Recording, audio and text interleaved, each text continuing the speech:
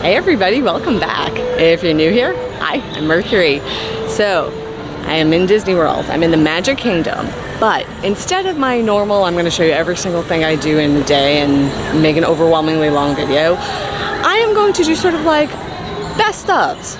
And right now, we're going to do best of coasters in the Magic Kingdom parks. So there are a few different coaster options. Whoops, one coming by. So there are a few different coasters in Magic Kingdom.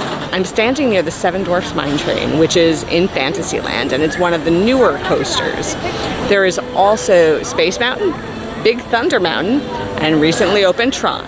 And I did get a virtual boarding group for Tron, so we should be able to get on all of them unless any of them go down today. So let's go on Seven Dwarfs Mine Train. The theme of the Seven Dwarfs Mine Train is that you are going to the gem mine that Doc, Bashful, Grumpy, and the rest of them go to work for. The queue area has hints of the gems to come.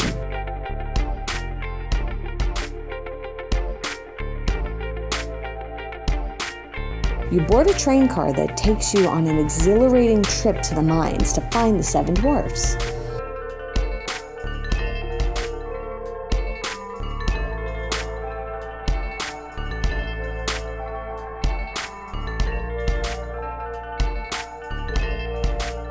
What makes this coaster unique is that the individual carts sway as it goes around the banks, hills, and turns, making for a very unique ride.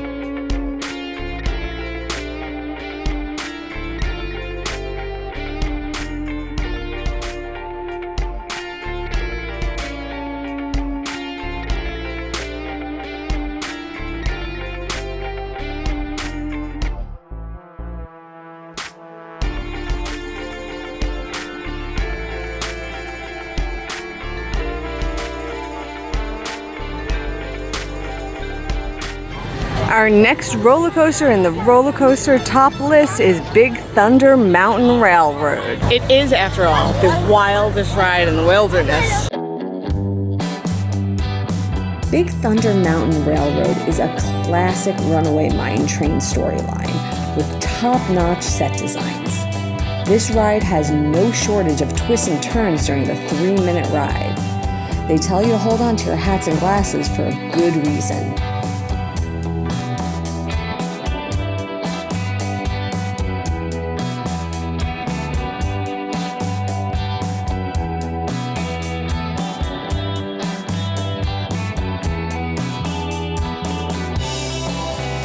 So Big Thunder Mountain is such a fun coaster. It's rickety, it's wild, it's got banks and turns and little bunny hills and dips.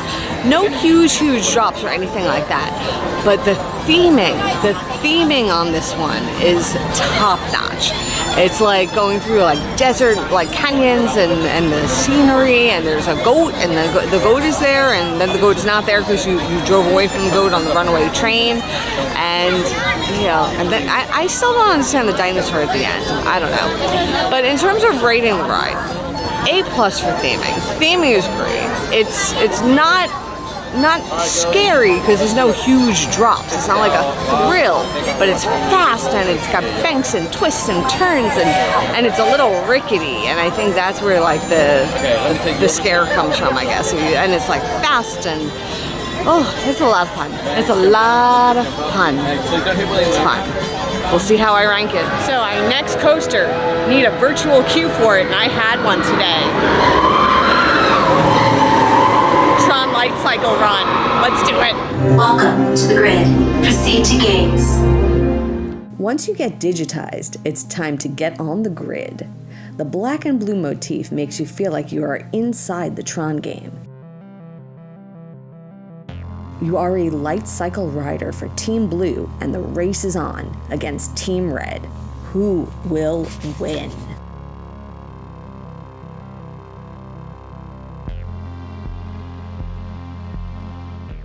So the Tron coaster is so much fun.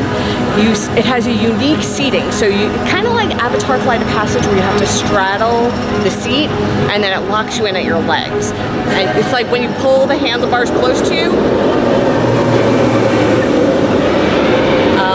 When you pull the handlebars close to you, that's the locking mechanism. That's what puts it into place behind your knees.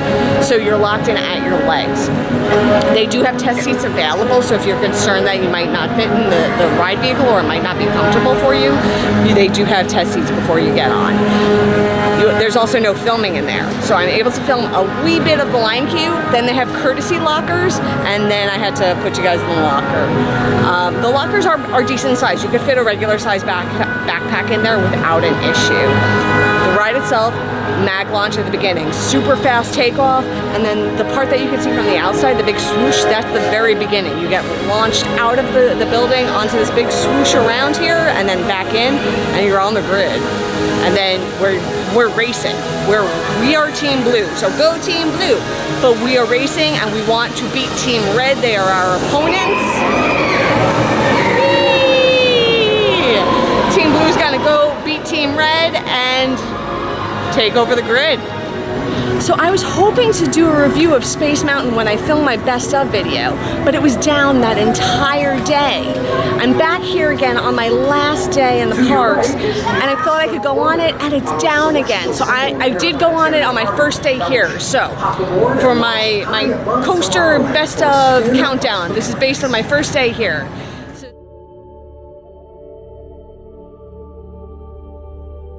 Space Mountain is a thrilling adventure to outer space in the dark. I rode the Tomorrowland Transit Authority People Mover when they were working on repairs, so the lights inside Space Mountain were on.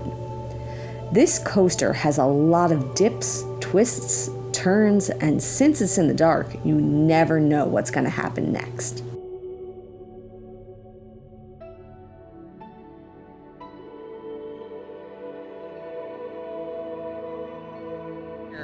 So Space Mountain, it's dark, but not in full darkness unless you're here for the Mickey's Not So Scary Halloween party, and obviously if it's up and running. But the lighting level is very, very low, and that's sort of like what makes it scariest, because you can't see what's coming. It's very twisty, turny. There's a few like little drops, not huge drops or anything, but there are some drops in it. But because the lighting is so low, it's really difficult to see them coming. So it's sort of like, are you turning left? Are you turning right? Are you going up? Are you going down? You don't know. And that's the big thrill to Space Mountain. It's also an older coaster, so it has that rickety feel that older coasters do have. But I love Space Mountain. I even have my Space Mountain ears on because I love Space Mountain. It's great. This is not a reflection on my top list. This does not affect the ranking. I'm still being impartial in my judgment of my coaster countdown. But Space Mountain, it's classic, and it's a great coaster. This was such a difficult rating system to choose from. I had such a hard time picking my favorite coasters, but I gotta do what I gotta do. So coming in 4th place, Seven Dwarfs Mine Train. This is a great coaster, and one that is a wonderful stepping stone from kiddie coasters to full coasters. But for me, the constant 60+ minute wait and the fairly tame nature put this in my last spot on my list. And in 3rd place, I have Big Thunder Mountain Railroad. I had to ask myself if I could ride only 2 of the 3 left, which wouldn't make my list, and I landed with Big Thunder Mountain. It gets bonus points for the scenery and a random dino, but despite the claim to being the wildest ride in the wilderness, it's still a fairly tame coaster. So Big Thunder Mountain Railroad landed in my number 3 spot. And my 2nd place spot, Tron Lightcycle Run. Although it's a short and fairly tame coaster, the mag launch at the beginning launches you to 60 miles an hour. It has theming that makes me nostalgic for 80s video games, and it's a smooth modern coaster. So that is in my 2nd place spot. That means in 1st place, we have Space Mountain. This classic coaster elevates its thrills by adding darkness into the mix. It has the biggest drop of these 4 coasters, and even though it's a rough ride, so is Going to Outer Space, so I'll call it extra theming. It's been around for 50 years, and its staying power is justified. So those were my top picks for the coasters in the Magic Kingdom Park. So I hope you enjoyed this format of the video. It's a little something different. I figured I'd give it a try. So with that, I am done for the day, and I'll see you all real soon. And until then, stay inspired by everyone. Take care.